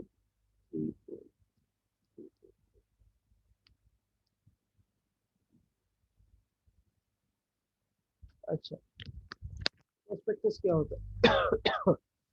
देखिए, प्रोस्पेक्टस एक ऐसा डॉक्यूमेंट है कि हमने अपनी अर्लियर क्लासेस में देखा था, बल्कि उसको मैं बाद में कनेक्ट करना चाहूँगा। लेट्स से एक कंपनी है, ठीक है, वो चाहती है कि लोग आए और उस कंपनी में इन्वेस्ट करें, उसके शेयर सब्सक्राइब करें। अब वो क्या करेगी, लोग वो अपनी तरफ कैसे बुलाएगी? क्या वो मस्जिद में ऐलान कराएगी, माइक में ऐलान करवाएगी? क्या वो जियो न्यूज़ पे पट्टी चलवाएगी, न्यूज़ अलर्ट आएगा? क्या वो फेसबुक पे स्पॉन्सर्ड ऐड दे देगी? उस कंपनी के लिए क्या फॉर्म बताया लॉ ने? उस कंपनी के लिए लॉ ने ये बताया है कि आपने एक इनविटेशन डॉक्यूमेंट रेज करना है, जिसका नाम क्या है क्लास? प्रोस्पेक्टस। अच्छा, अब मेरी इस बात से कोई मुझे जवाब दे, मतलब उसको पिक करे, बहुत जबरदस्त पिकिंग होगी उसकी, कि ये पब्लिक, ये कंपनी जनरल पब्लिक को इनवाइट करना चाह रही है कि आओ मेरे शेयर्स को सब्सक्राइब करो, मेरे अंदर पैसा इन्वेस्ट करो। यानी बाय डिफॉल्ट ये प्रोस्पेक्टस वाले सेक्शन सारे किस कंपनी पे एप्लीकेबल नहीं होंगे? Private company. प्राइवेट पे जबरदस्त। क्यों? सर वो क्योंकि लिस्टेड वो कंपनी जनरल नहीं पब्लिक होती। से नहीं लेती। सॉरी, लिस्टेड नहीं होती। नहीं नोमान, लिस्टेड बहुत नहीं आगे होती। पीछे हो गए सर आप। वो ओपन पब्लिक को ऑफर जनरल नहीं कर पब्लिक से नहीं अब लेती। अब उस पॉइंट तक पहुंचा, आप लोगों ने फिक्स सही किया। हमने देखा था प्राइवेट कंपनी की डेफिनेशन में है, जिसको आर्टिकल्स के तहत रोका गया है, कि वो जनरल पब्लिक को अपने शेयर्स के लिए इनवाइट नहीं कर सकती। यानी by which articles it is prohibited. ये इसका प्रॉपर आंसर था। एग्जाम्पल आप लोगों ने बिल्कुल सही पिक की थी, एक्सेलेंट। मगर जो इसका प्रॉपर आंसर था वो ये था। तो उसकी डेफिनेशन में ऐसा लिखा हुआ है। क्या बात समझ आएगी? जबरदस्त, अच्छा अच्छा पिक किया आप लोगों ने, वेरी गुड, मुझे अच्छा लगा। अच्छा, अब प्रोस्पेक्टस क्या एक डॉक्यूमेंट का नाम है? कोई नोटिस भी हो सकता है, कोई एडवर्टाइजमेंट बैनर भी हो सकता है। इसकी डेफिनेशन किताब में दी गई है, आपको याद करने की जरूरत नहीं है। तो वो क्या है? वो इनविटेशन है to general public for offer of securities.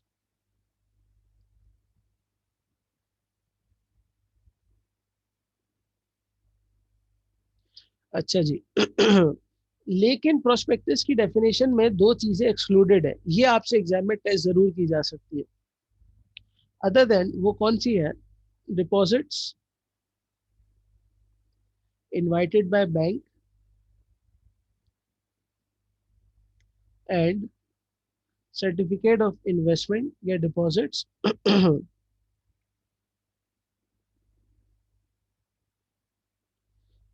Bye NBFC. देखिए, एक तो होता है बैंक, एक होता है नॉन बैंकिंग फाइनेंस कंपनी। ये बैंक जैसे ही काम करती है, मगर इसका स्टेटस कुछ और होता है। तो आपको ये सब समझने की तो जरूरत नहीं है, सिर्फ इतना इसको रिस्ट्रिक्ट रखें कि प्रोस्पेक्टस का मतलब है कि आप जनरल पब्लिक को इनवाइट कर रहे हैं कि हमारे शेयर आके खरीदें। लेकिन एक बैंक जो लोगों को कहता है कि हमारे अंदर पैसा इन्वेस्ट करो, डिपॉजिट लाओ, हम आपको रिटर्न देंगे, या सर्टिफिकेट ऑफ इन्वेस्टमेंट, जो डिपॉजिट नाम के इंस्ट्रूमेंट होते हैं, वो भी सॉर्ट ऑफ यही होते हैं कि उसमें आपको एक अग्रीड रिटर्न मिलता है वो एनबीएफसी आवाज लगाती है। तो लॉ ये कह रहा है कि वो जो आवाज लगा रहे हैं इन दोनों मामले के लिए, इसको आप प्रोस्पेक्टस ना कहना, इसको कुछ भी कह देंगे मगर इसको प्रोस्पेक्टस ना कहना। बस सिंपल इसको इतना ही रखें। नहीं समझ आया। या देखिए, प्रोस्पेक्टस का मतलब क्या है? एक दावतनामा है ना, कि आपने जनरल पब्लिक को एक दावतनामा दिया कि आओ मेरी कंपनी में पैसा इन्वेस्ट करो, ठीक है। लेकिन बैंक भी तो दावतनामा देता है ना, कि आओ बैंक में पैसा डिपॉजिट करो और रिटर्न लो। कंपनी जब इनवाइट कर रही है कि शेयर सब्सक्राइब करो, उसका मतलब भी यही है ना कि उसको कुछ रिटर्न मिलेगा, डिविडेंड मिलेगा, कैपिटल एप्रिसिएशन होगी। इसी तरीके से यहाँ पर बैंक का भी यही मामला है कि वो डिपॉजिट्स की इनविटेशन देता है। तो बैंक के सर्टिफिकेट ऑफ इन्वेस्टमेंट या डिपॉजिट्स एक दूसरे इंस्ट्रूमेंट होते हैं, वो सिमिलर टू ऐसे ही होते हैं बैंक जैसे, जो एनबीएफसी इशू करती है। तो ये दोनों मामलात के अंदर लॉ ये कह रहा है कि इसको प्रोस्पेक्टस नहीं कहना, इनकी इनविटेशन को प्रोस्पेक्टस मत कहना। क्या बात समझ आई? नहीं। लगता है अच्छा, सिर्फ शेयर्स की इन्वेस्टमेंट के इन्विटेशन का प्रोस्पेक्टस क्या कह है? सकते हो आप, इसको ऐसे कंक्लूड कर सकते हो अपने लेवल, सही है, ठीक है। अच्छा, ये जो अभी हम पढ़ रहे हैं, ये हम अपने दूसरे लॉ पे आ गए हैं। ये आपको बताओ, ये अभी जो हम पढ़ रहे हैं, ये सिक्योरिटीज एक्ट 2015 पढ़ रहे हैं। क्या पढ़ रहे हैं? कंपनीज एक्ट 2017 नहीं पढ़ रहे। हमारे कोर्स में जो दूसरा एरिया था सिक्योरिटीज एक्ट 2017, अभी हम वो पढ़ रहे हैं क्लास, ठीक है। Yes okay. चलो जबरदस्त। अच्छा, तो सिक्योरिटीज एक्ट 2015 के कुछ सेलेक्टेड प्रोविजंस आपके कोर्स में रखे गए हैं, तो पहले तो हम वो नोट कर लेते हैं।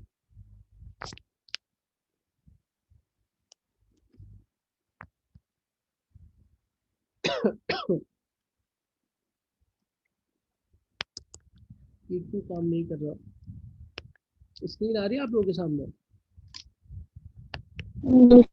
टीचर आ रही है। तो मेरे पास ये तो फंस गई।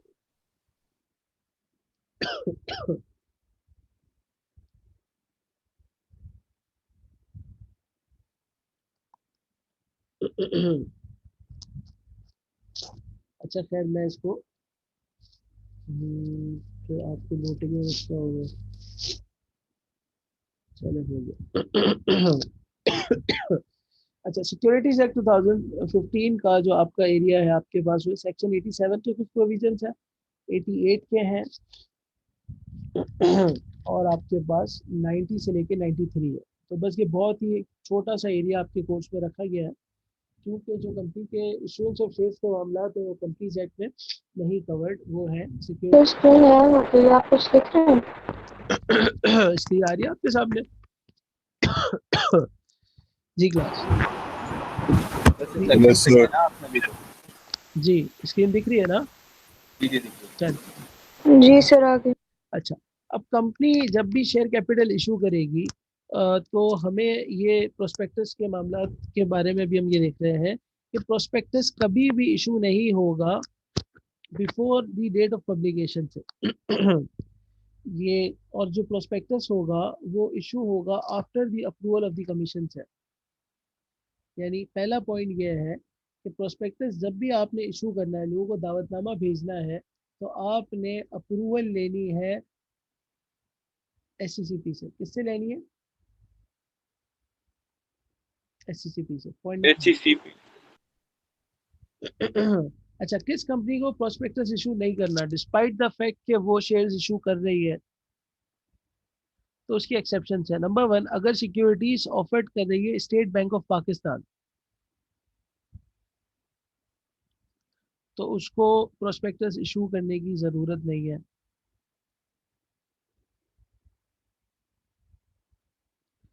अच्छा, अगर सिक्योरिटीज ऑफर्ड प्राइवेटली हो रही है, यानी कोई इससे इसको कंफ्यूज ना करता, तो लॉ ने भी बता दिया है कि अगर प्राइवेट ऑफरिंग हो रही है, जिस लाइक एक प्राइवेट कंपनी करती है, या इवन अगर कोई प्राइवेट ऑफरिंग कर रहा है, अपने जानने वाले को शेयर इशू करना चाह रहा है, पब्लिक कंपनी वाला भी, वो भी मेरे ख्याल से इसमें नहीं आएगा, उसको भी ये सब प्रोस्पेक्टस वगैरह की रिक्वायरमेंट पूरी नहीं करनी। अगर एक कंपनी अपने एम्प्लॉयज को शेयर इशू कर रही है, तो उसको भी नहीं करनी। अगर एक कंपनी अपने शेयर होल्डर्स को, मेंबर्स को बोनस शेयर इशू कर रही है तो उसको भी प्रोस्पेक्टस इशू नहीं करना। और एक कंपनी अगर अपनी सब्सिडरी के शेयर्स अगर एक लिस्टेड होल्डिंग कंपनी अपनी सब्सिडरी कंपनी के शेयर्स डिस्ट्रीब्यूट कर रही है एज अ स्पेशल डिविडेंड अपने शेयर होल्डर्स को, अपने मेंबर्स को एज स्पेशल डिविडेंड, यानी डिविडेंड इन काइंड, ये हमने डिविडेंड के अंदर देखा था कि डिविडेंड कैश में भी जाता है और इन काइंड भी जाता है।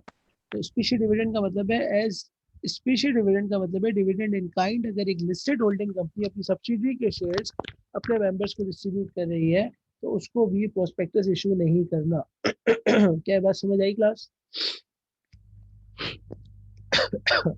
जी क्लास, ये एक्सेप्शंस आप लोगों ने नोट कर लिए? सर बोनस इशू शेयर बताए थे। बोनस इशू कंपनी कर रही है, मिसाल के तौर पर कंपनी डिविडेंड नहीं दे रही, कंपनी बोनस शेयर्स इशू कर रही है अपने शेयर होल्डर्स को, जो फ्री शेयर्स होते हैं, तो उसके लिए कोई प्रोस्पेक्टस इशू नहीं करना। ठीक है, अच्छा। अब इसकी कुछ टाइमलाइन है, वो बड़ी इंपॉर्टेंट है, वो हमने सिर्फ उसी पे गौर से लगाना है वक्त। अच्छा, इसकी एक्सेप्शंस बहुत इंपॉर्टेंट है, इसको आप लोग देख लीजिएगा, नोट कर लीजिएगा, इवन याद भी कर लीजिएगा।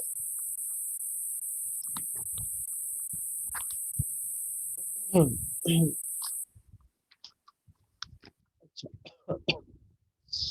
तो इसकी जो टाइमलाइन है वो दरअसल ये है कि एक होती है डेट ऑफ पब्लिकेशन, जिस दिन आप प्रोस्पेक्टस वाकई में इशू करते हैं। तो जो भी आपकी प्रोपोज डेट ऑफ एप्लीकेशन होगी,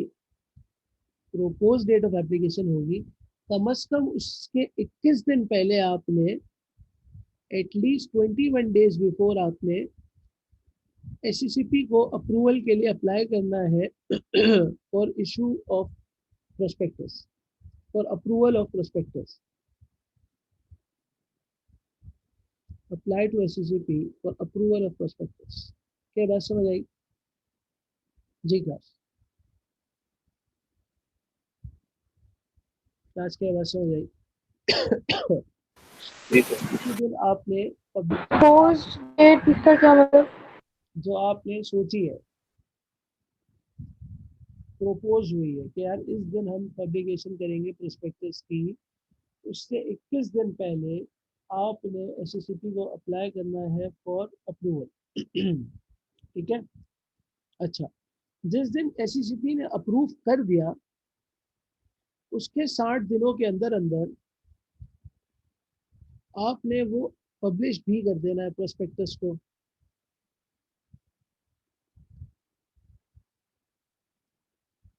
एससीसीपी ने अप्रूव जिस दिन कर दिया उसके 60 दिनों के अंदर अंदर आपने पब्लिश भी कर देना। आपने अप्लाई करना है 21 दिन पहले प्रोपोज डेट के, लेकिन प्रोपोज है, वो फाइनल डेट नहीं है। एससीसीपी ने जिस दिन अप्रूव कर दिया उसके 60 दिनों के अंदर अंदर आपने उसको पब्लिश कर देना। क्या बात समझ आई क्लास? Yes sir. जबरदस्त। अच्छा, अब क्या होगा? एक होती है पब्लिक सब्सक्रिप्शन की डेट। मैंने आपसे जो अभी रिसेंटली एक नोटिस शेयर किया था ग्लोबल फुटवेयर लिमिटेड के आईपीओ का ग्रुप पे, अगर किसी का उससे गुजर हुआ हो, उसके अंदर लिखा हुआ था डेट ऑफ सब्सक्रिप्शन होगी 12 अप्रैल से लेके 13 अप्रैल तक। किसी ने देखा था उसको? नहीं देखा था, इसका मतलब जी क्लास, नहीं सर, नहीं। चले कोई बात नहीं, अभी भी वो वही पड़ा हुआ है, देख लीजिएगा। तो अच्छा, पब्लिक सब्सक्रिप्शन का डेट का मतलब ये होता है कि अगर आप इस कंपनी में इन्वेस्ट करने के ख्वाहिशमंद हैं तो इस डेट्स के अंदर आपने पैसा जमा कराना है कंपनी के बैंकर को, बैंक को। ठीक है, यानी आप इंटरेस्ट शो करना चाह रहे हैं कि मैं इसके शेयर सब्सक्राइब करना चाह रहा हूँ। ठीक है, मेरी बात समझ आई? ठीक क्लास, सर बैंक में डिपॉजिट करवाएंगे या शेयर उनके परचेज करेंगे? नहीं, परचेज नहीं करेंगे। मैं वही समझाना चाह रहा हूँ कि एक कंपनी जब आती है ना मार्केट में तो वो प्रोस्पेक्टस लेके आती है। यानी एक समझे एक आइडिया लेके आती है कि आओ मेरी कंपनी में इन्वेस्टमेंट करो, ठीक है। अब प्रोस्पेक्टस की पब्लिश की डेट तो अभी हम देख रहे हैं ना क्या होगी। अभी तक तो हमने देखा है कि 60 दिनों के अंदर आपने उसको पब्लिश करना है। डेट अभी तक हमने सर्टेन नहीं की, सही है संदीश। हम ये कह रहे हैं कि जब यस जब सर। भी वो उसको पब्लिश करेगी तो उसके अंदर ये लिखा होगा कि डेट ऑफ सब्सक्रिप्शन क्या है। कि अगर आपको हमारा ये प्रोस्पेक्टस देख के बात समझ आती है तो आप इसमें पैसा इन्वेस्ट कर दो, ठीक है, सही। Yes sir. अच्छा, इसके बाद होती है बैलेटिंग। लेट से कंपनी ने कोई 5 लाख शेयर्स इशू करने थे और कंपनी के पास लोगों का ओवरवेलमिंग इंटरेस्ट आ गया और 6 लाख एप्लीकेशंस आ गई। तो कंपनी लाख बढ़ा तो नहीं सकती ना, कंपनी ने तो 5 लाख ही शेयर्स इशू करने हैं। तो 1 लाख को पैसे वापस कर देगी, किसी 5 लाख को शेयर्स अलॉट होंगे।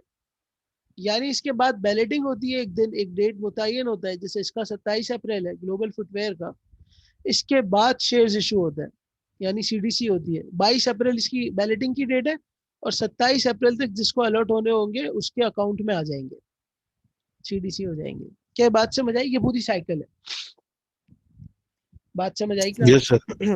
सही है, जबरदस्त। अच्छा, अब मैंने ये क्यों बताया आपको? मैंने ये बताया कि जो डेट ऑफ सब्सक्रिप्शन है ना, ये हमारे लिए इंपॉर्टेंट है, इसलिए हमने ये सारी डिस्कशन की है।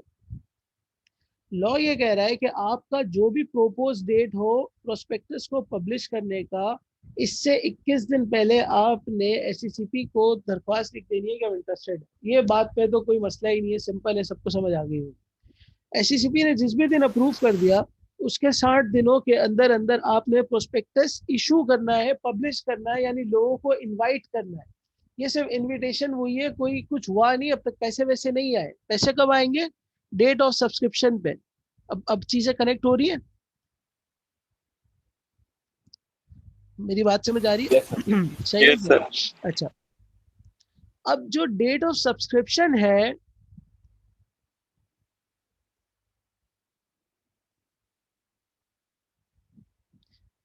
उसके कम से कम 7 दिन पहले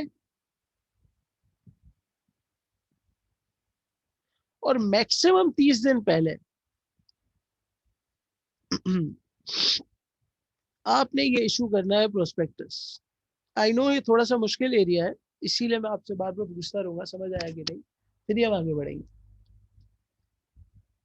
डेट ऑफ सब्सक्रिप्शन ग्लोबल, 7 और 30 days क्यों? मैं बता रहा हूँ, ग्लोबल फुटवेयर की डेट ऑफ सब्सक्रिप्शन क्या बताई मैंने अभी आपको? 12 अप्रैल से 13 अप्रैल, सही है, ठीक है। यस। अच्छा, अब हम एक टाइमलाइन बनाते हैं और इसको कंक्लूड करते हैं इंशाल्लाह।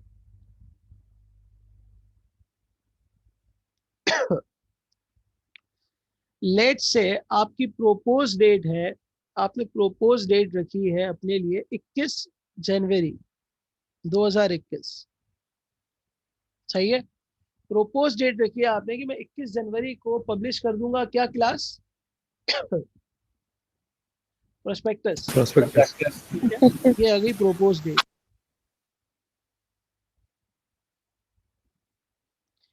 तो आप कम से कम 1 जनवरी को तो पहुंच जाएंगे एससीसीपी के पास अप्रूवल लेने के लिए,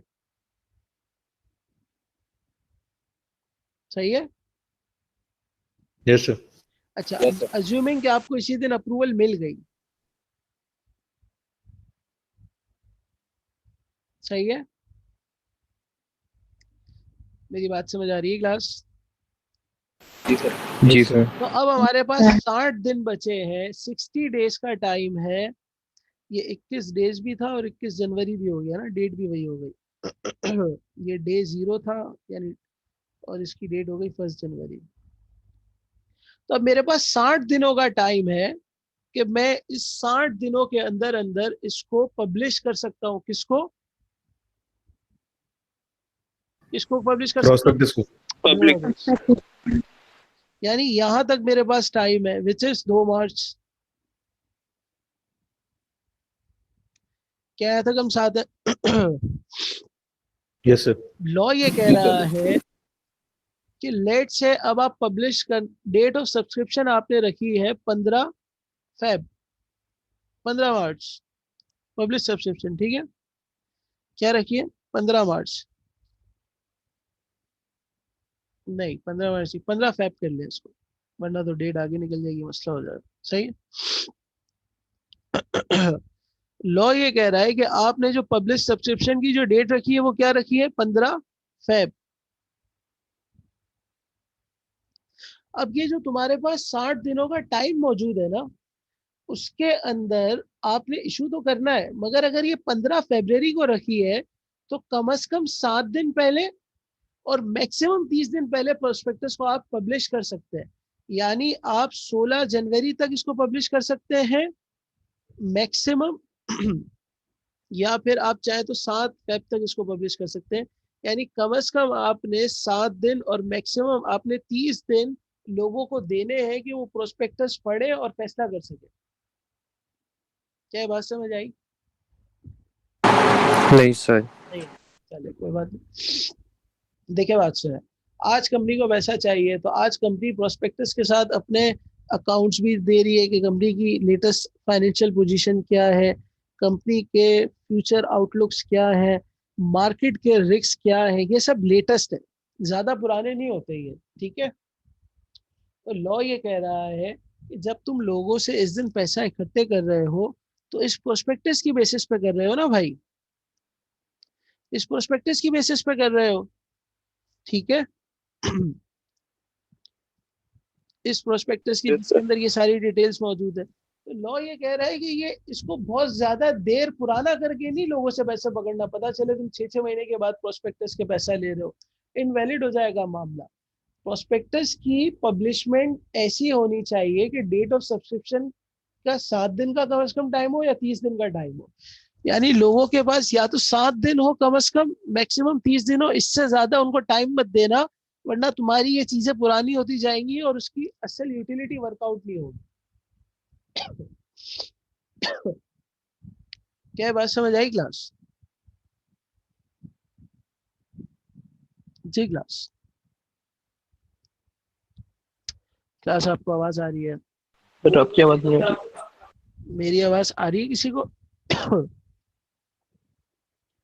जी क्लास, हेलो क्लास, आपको आवाज आ रही है?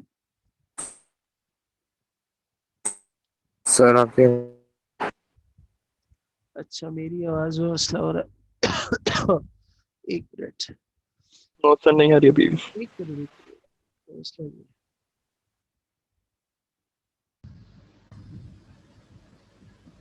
जी क्लास, आवाज आ रही है आप लोगों को?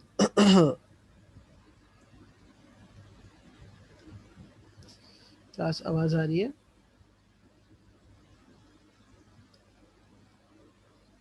हेलो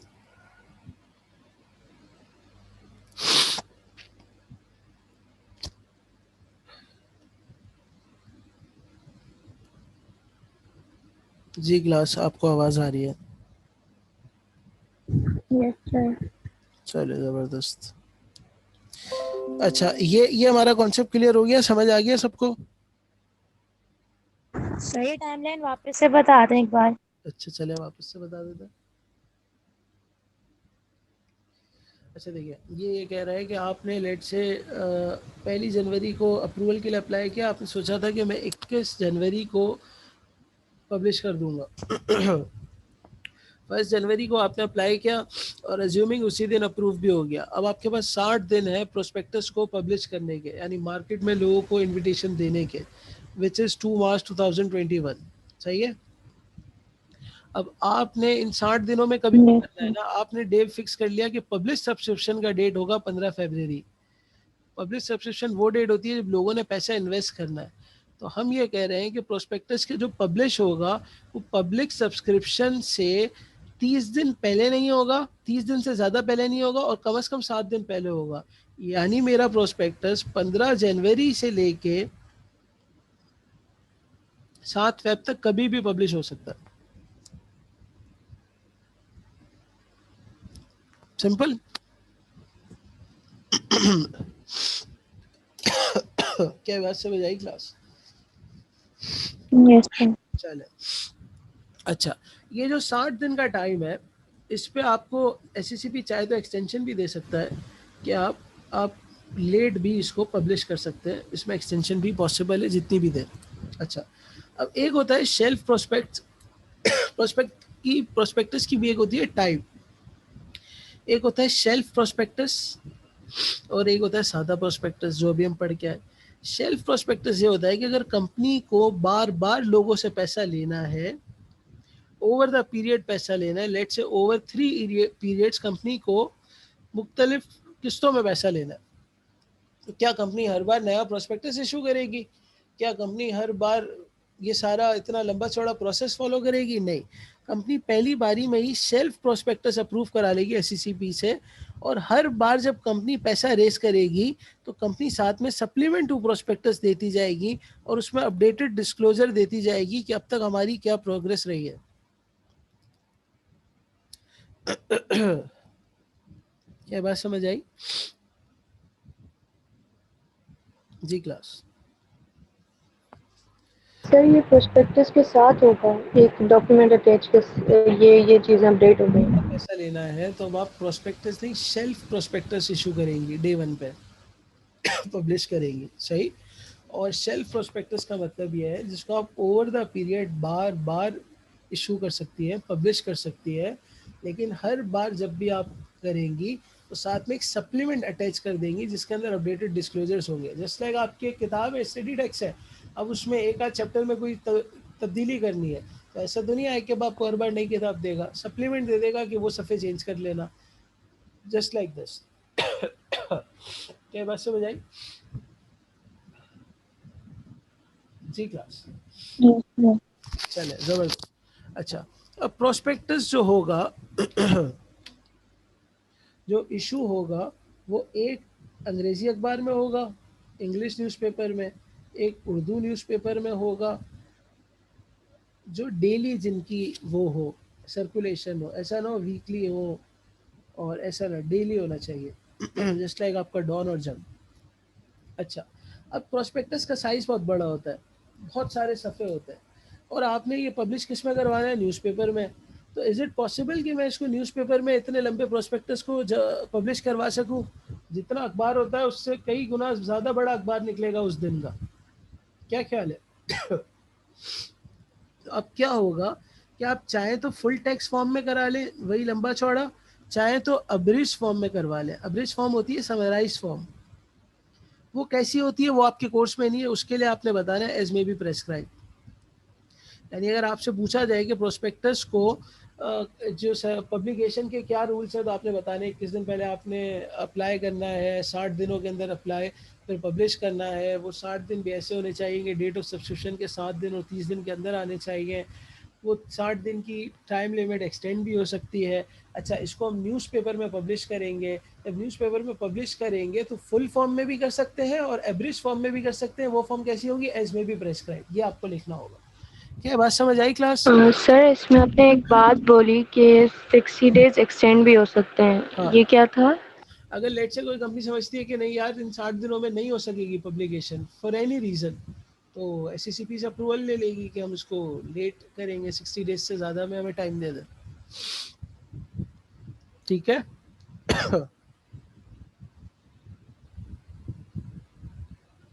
सर ये जो आपने लिखाया एज मे बी प्रिस्क्राइब, ये प्रिस्क्राइब किसमें होगा? प्रेस्क्राइब लॉ में भी है और जी सर। लेकिन आपके वो कोर्स में नहीं है। ओके, तो समराइज फॉर्म कैसी होनी चाहिए? क्या है तक हम चाहते क्लास, बात समझ आ गई? यस सर, कितना रहता है प्रोस्पेक्टस जी सर? सर। अभी खत्म हो रहा है, आखिरी 2-3 बातें, सही है। अच्छा, ये प्रोस्पेक्टस कहाँ कहाँ अवेलेबल होगा? तो कंपनी को चाहिए यानी इशूअर को चाहिए कि वो सफिशिएंट नंबर ऑफ कॉपीज़ को अवेलेबल रखे प्रोस्पेक्टस की, कहाँ का जो अप्रूव्ड है कमीशन से, अप्रूव शुदा, और वो होगी भी फ्री ऑफ चार्ज, उसके कोई पैसे नहीं लेगी कंपनी। कहाँ कहाँ रखेगी? सबसे पहली बात, सिक्योरिटीज एक्सचेंज में जमा कराएगी यानी स्टॉक एक्सचेंज में। दूसरा, तमाम बैंकर्स के पास जो इशू है यानी जिनको जिनको आपने सब्सक्रिप्शन मनी जमा करानी है उनके पास आपको प्रोस्पेक्टस की कॉपी मिल जाएगी with all the bankers to the issue. जैसे वो मीज़ान बैंक का ऐड था ना, तो उसके पास उसका प्रोस्पेक्टस होगा ग्लोबल फुटवेयर का, कंसर्न शेयर रजिस्ट्रार के पास।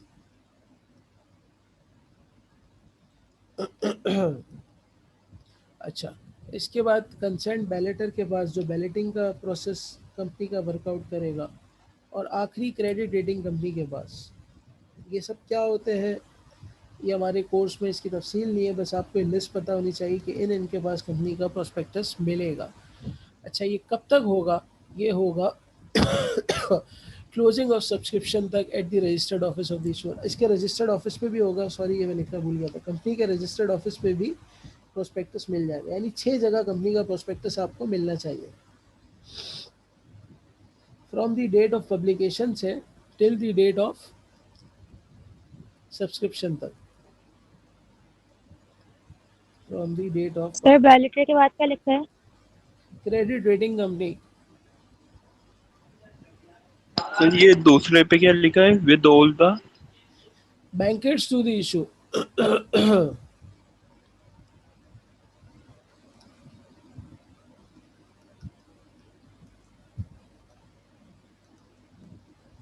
अच्छा जी, इसके बाद हमारे पास जो है, यहाँ तक हमने पढ़ लिया, ख़त्म हो गया प्रोस्पेक्टस। अच्छा, प्रोस्पेक्टस के अंदर एक चीज़ ये होती है कि प्रोस्पेक्टस अपने आप में खाली ये थोड़ी होता है कंपनी बता देती है आओ पैसे जमा कराओ। कुछ फाइनेंशियल्स का ऑडिट कराना होता है, कुछ डिफरेंट मामलात होते हैं, कुछ सर्टिफिकेशंस होती है, तो एक एक्सपर्ट्स की भी कुछ स्टेटमेंट्स होती है। कुछ एक्सपर्ट्स होते हैं, वो कौन होते हैं? एक्सपर्ट आपके बैंकर भी हो सकते हैं, अकाउंटेंट भी हो सकते हैं, लॉयर भी हो सकता है। इसकी डेफिनेशन दी हुई है, आपने बस ये 3-4 नाम याद रखने हैं जो मैं लिखने जा रहा हूँ, और आपसे अगर पूछ लिया जाए list down the professionals which are covered under the definition of expert, तो आपको ये नाम याद होने चाहिए कि इंजीनियर, लिस्ट अगर पूछ ली जाएगी, इंजीनियर भी हो सकता है, बैंकर भी हो सकता है, एडवाइज़र भी हो सकता है, ये 5 नाम आपको याद होने चाहिए।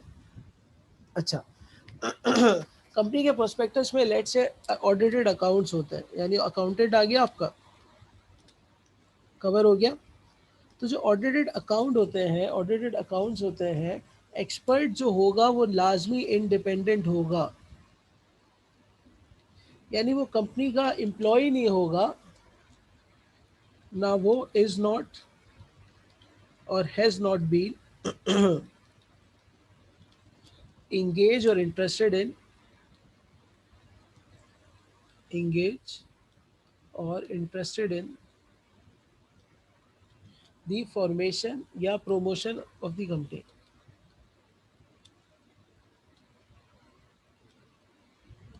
क्या ये बात समझ आई? ये एक इंडिपेंडेंट आदमी होगा जो सिर्फ अपने काम से काम करने के लिए आया होगा, और वो क्या करेगा, अगर वो अकाउंटेंट होगा, लेट से ऑडिटर होगा तो अपने ऑडिटेड रिपोर्ट दे देगा, बैंकर होगा तो बैंक के हवाले से कुछ बात करेगा, लॉयर होगा तो उसकी कोई रिक्वायरमेंट होगी, कोई वैल्यूएशन करानी होगी तो इंजीनियर को आप लेकर आए होंगे, और ये सारे के सारे लोग इंडिपेंडेंट हो गए, इनका किसी भी दर्जे में कंपनी से कोई ताल्लुक नहीं होगा। अच्छा, ये जो स्टेटमेंट्स देंगे, स्टेटमेंट ऑफ एक्सपर्ट होगी, ये आपके प्रोस्पेक्टस के साथ लगी हुई होगी, प्रोस्पेक्टस के साथ लगी हुई होगी, और उसमें ये भी लिखा हुआ होगा कि एक्सपर्ट ने अपनी कंसेंट दी है, कि एक्सपर्ट हैज़ गिवन इस कंसेंट कि वो इंडिपेंडेंट है और वो वाकई में खुशी से आना चाह रहा था। और दूसरा ये भी स्टेटमेंट होगी कि एक्सपर्ट ने रिटन कंसेंट दिया, हैज़ गिवन रिटन कंसेंट। और दूसरी बात, स्टेटमेंट ये भी होगी प्रोस्पेक्टस में, statement in prospectus that expert has given and not withdrawn is consent, कि उसने कंसेंट दी भी है और विड्रॉन भी नहीं की, मतलब विड्रॉ भी नहीं की, उसने अपनी फ्री विल से एज एन एक्सपर्ट वो आपके पास आया था और काम किया। तो क्लास यहाँ तक हमारा था प्रोस्पेक्टस का एरिया, सिक्योरिटीज़ एक्ट का एरिया, जो अल्हम्दुलिल्लाह कंप्लीट हो गया। अब हमारे कोर्स में एक लास्ट बात रह गई है कमेंसमेंट ऑफ बिजनेस के हवाले से, तो बस वो हम पढ़ेंगे। सर ये दूसरा पॉइंट रिपीट कर सकते हैं? एक्सपर्ट जब कोई स्टेटमेंट देगा प्रोस्पेक्टस के अंदर, वो लगी हुई होगी, तो उसके अंदर ये बात लिखी हुई होगी कि जो एक्सपर्ट था इसने अपनी कंसेंट दी भी है और विड्रॉ भी नहीं करी, यानी till the publication of prospects वो उसकी कंसेंट वैलिड थी, उसने ऐसा नहीं है कि एक शख्स आया उसको नहीं समझ आई तो विड्रॉ कर गया, वो एट द एंड हमारे साथ तक लगा हुआ था। सर रीड करते हैं, वो आपकी राइटिंग भी समझ नहीं आ रही। Statement in prospectus that expert has given and not withdrawn consent.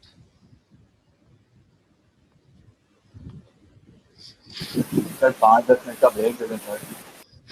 यार बस लास्ट चीज है फिर ऑफ कर रहे हैं, बिल्कुल कोई 5 पॉइंट्स है वो खत्म करने के।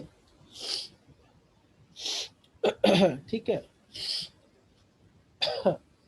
अच्छा क्लास, तो अब हमारा जो लास्ट पॉइंट है वो है कमेंसमेंट ऑफ बिजनेस के हवाले से कंपनीज एक्ट का आखिरी हमारे कोर्स का जो एरिया रह गया वो है एक सेक्शन 19 और सेक्शन 20, वो हम देखने जा रहे हैं। और इसके बाद अल्हम्दुलिल्लाह हमारा कोर्स आज हो गया मुकम्मल। अच्छा जी, सेक्शन सर फाइनल में मिड टर्म से पहले कभी आएगा? नहीं, उसके लिए मैंने बताया था, मैं क्लास के एंड पे सब अपडेट कर दूंगा, आप इसकी कोर्स खत्म कर लीजिए, ठीक है।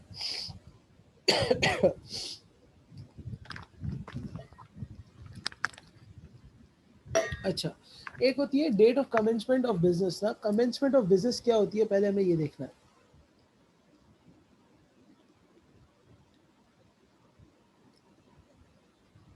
अब हम कंपनीज एक्ट 2017 पर फिर से आ गए। सिक्योरिटीज एक्ट का एरिया हमारा बस उतना ही था। कमेंसमेंट ऑफ बिजनेस ये होता है कि कोई कंपनी, लेट से अगर कोई पब्लिक कंपनी है एग्जांपल के तौर पे, प्राइवेट कंपनी पे ये सेक्शन अप्लाई नहीं होता ना, प्राइवेट कंपनी पे होता है, और उस पब्लिक कंपनी पे भी नहीं होता जो कन्वर्टेड पब्लिक कंपनी है। कन्वर्टेड पब्लिक कंपनी से मुराद क्या होगी क्लास? जी क्लास। तो पहले अनलिस्टेड थी फिर लिस्टेड हुई। प्राइवेट से पब्लिक बने। प्राइवेट से पब्लिक हुई। अरे भाई लिस्टेड तो पब्लिक हो भी सकती है, नहीं भी हो सकती है। आज दूसरी बार किसी ने बड़ा खतरनाक जवाब दिया, और अब हम बिल्कुल एंडिंग स्टेज पर हैं, ऐसी गलतियाँ काबिल कबूल ही नहीं है। सही है। ठीक है, जो भी थे एक बार अपने बेसिक्स को फिर से घुमा लो। अच्छा, तो ये अप्लाई किस किस पे नहीं होगा? प्राइवेट कंपनी पे नहीं होगा, जो कन्वर्टेड पब्लिक कंपनी है उस पे नहीं होगा, और company limited by guarantee and not having share capital उस पे भी नहीं होगा। Guarantee and not having share capital उस पे भी नहीं होगा। इफेक्टिवली ये पब्लिक कंपनी पे अप्लाई होगा। अच्छा, पब्लिक कंपनी को जब तक certificate of commencement of business ना मिले, certificate of commencement of business ना मिले, तो वो दो काम नहीं कर सकती। यानी एक प्राइवेट कंपनी है, उसको आज सर्टिफिकेट ऑफ इनकॉर्पोरेशन मिला, वो कुछ ना करे, बस अपनी दुकान स्टार्ट कर दे, बिजनेस स्टार्ट कर दे, सब कुछ कर दे। लेकिन ये कंपनी, पब्लिक कंपनी, जिसको certificate of commencement of business नहीं मिला, वो अपने ना ऑपरेशन से स्टार्ट कर सकती है, ना ही बोरोइंग कर सकती है, एक्सरसाइज बोरोइंग भी नहीं कर सकती, ना बैंक से लोन ले सकती है, ना वो ऑपरेशन से स्टार्ट कर सकती है। क्या बात समझ आई क्लास? जी क्लास। Yes sir. चलिए यस सर। अच्छा, वो कब क्या कर लेगी कि उसके हम कहेंगे कि ये मामला कंप्लीट हो गए हैं, उसको certificate of commencement of business मिल सकता है। पहली बात कि डायरेक्टर्स फुल कैश पे कर दें। डायरेक्टर्स क्या कर दें? पे फुल कैश। यानी आपको याद होगा हमने देखा था कि सर्टिफिकेट ऑफ इनकॉर्पोरेशन के 30 दिनों के अंदर अंदर आपने पैसा जमा करवाना होता है। याद आ रहा है? हमने मिड टर्म में भी ये सवाल लिया था कि और 45 डेज के अंदर आप ऑडिटर की सर्टिफिकेट जमा करानी है, विच इज यस सर। सही है। तो डायरेक्टर्स Yes, जो सब्सक्राइबर टू मेमोरेंडम्स हैं, जो डायरेक्टर्स हैं डे वन के, उन्होंने पूरे कैश में पैसे दे दिए हो। पब्लिक कंपनी अगर ये वो नहीं कर रहे तो कमेंसमेंट ऑफ बिजनेस का सर्टिफिकेट नहीं मिलेगा और वो बिजनेस ऑपरेशन से स्टार्ट नहीं कर सकती। प्राइवेट कंपनी कर सकती थी क्योंकि वहाँ पे ऐसी कोई रिस्ट्रिक्शन नहीं थी। पहली बात तो ये। दूसरा, एक पब्लिक कंपनी डे वन पे ही प्रोस्पेक्टस इशू करना चाह रही है, इफ शेयर्स इशूड, एक पब्लिक कंपनी अगर डे वन पर ही अपने प्रोस्पेक्टस को इशू करना चाह रही है तो उससे वो रजिस्ट्रार को जमा करा दिया। वरना अभी हमने देखा ना, जब पैसों की ज़रूरत होगी, जब जनरल पब्लिक को आप कॉल करेंगे तब प्रोस्पेक्टस इशू करेंगे। लेकिन डे वन पर ही कंपनी बनी है और इसी नियत से बनी है कि लोगों से पैसा इकट्ठा करेगी, तो रजिस्ट्रार के पास फाइलिंग कर दे। अच्छा, अगर नहीं कर रही तो इसकी जगह एक स्टेटमेंट होती है इन ल्यू ऑफ प्रोस्पेक्टस, कि कंपनी अगर जनरल पब्लिक से पैसा इकट्ठा नहीं कर रही, और अभी हमने देखा था कि प्राइवेट ही लोग इसमें इन्वेस्ट कर रहे हैं, तो अभी हमने देखा था कि उसमें प्रोस्पेक्टस की नीड ही नहीं है। तो कंपनी अगर प्रोस्पेक्टस डे 1 पे स्टार्ट में नहीं करना चाह रही तो statement in लिeu of prospectus registrar के पास जमा करा दे, तो ये दूसरी रिक्वायरमेंट है certificate of commencement of business को लेने की। तीसरा, मिनिमम सब्सक्रिप्शन वाले पैसे अचीव हो गए हो, minimum subscription have been achieve, यानी कंपनी ने जो डे 1 पे डिसाइड किया था कि कम से कम इतने पैसे आ जाएं कि हम अपना बिजनेस कमेंस कर सकें, जितना भी कंपनी ने डिसाइड किया था उतने पैसे आ जाने चाहिए, वरना ये भी बात आगे नहीं बढ़ेगी। चौथा, डायरेक्टर्स एक डिक्लेरेशन देंगे कि कंपनी ने तमाम डिक्लेरेशन देंगे कि कंपनी ने तमाम रूल्स और रेगुलेशंस को फॉलो कर लिया है, that all rules and regulations have been followed with respect to incorporation until date.